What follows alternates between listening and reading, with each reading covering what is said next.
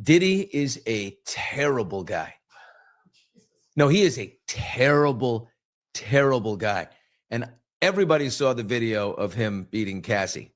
That alone is enough to draw your conclusion of terrible, terrible guy.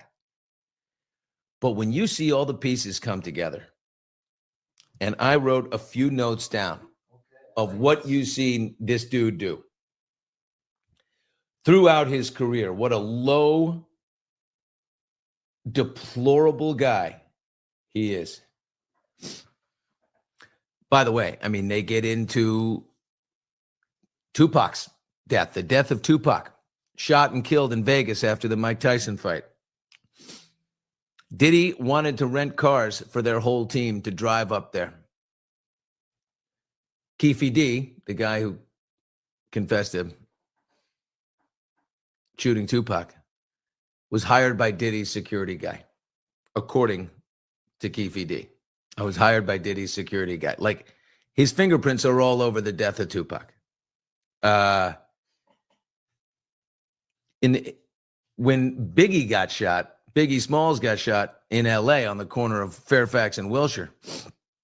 Diddy always said that Notorious B.I.G. wanted to go to Los Angeles to promote his album and throw a party, even though it was dangerous. After the death of Tupac, they were like, yo, don't come around here. Stay on the East Coast. Do not come out here.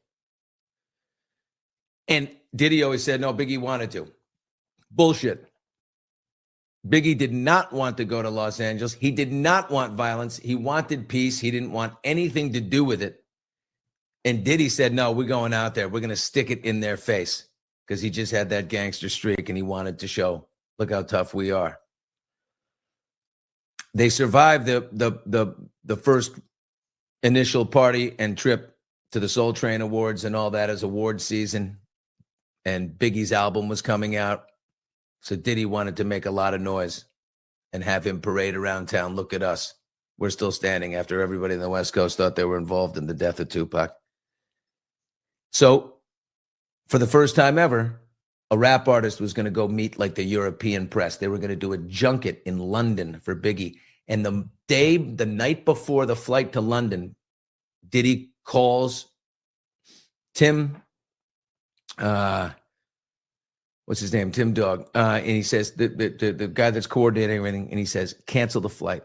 Cancel the flight. Biggie's not going. He's staying here. I want to stay here in Los Angeles. Cancel the flight. Biggie did not want to cancel the flight. And what happened when they canceled the flight? They doubled back into Los Angeles, and Biggie got shot. Here's something that's inconvenient. Diddy was, they were negotiating his contract at the time.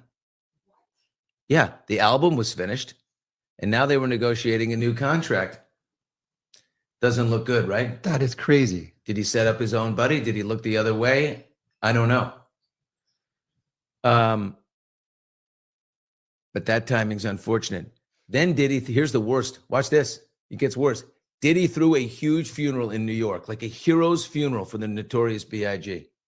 And everybody came out from Bed-Stuy to Harlem, baby. The streets were packed. And the adoration and the funeral was massive. Everyone thought Diddy's paying for this. He's paying for this out of his money. Out of Bad Boy's going to pick up the tab for their number one artist and the whole thing. He didn't pay for it. He billed the estate of Biggie Smalls. He had Biggie pay for his own funeral. Are you kidding me? Are you kidding me? Well, you think Biggie's mom, Valletta, doesn't talk to Puff? And then he went on all these appearances. I miss you so much. I miss you so much. And then he broke out with Sting. Every breath you take, I'll be missing you, the whole thing. And Diddy launched his own career off the back of the death of Biggie Smalls that he basically enabled by pulling back security, by pulling back his flight, by walking him into the lion's den. The guy is truly evil, man. And then, oh boy, Shine spent 10 years in jail, the rapper Shine, for firing a gun.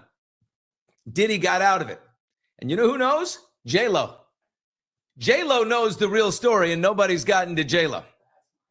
J-Lo knows what happened that night because 2 guns were fired, and Diddy says it wasn't him, and he got out of it.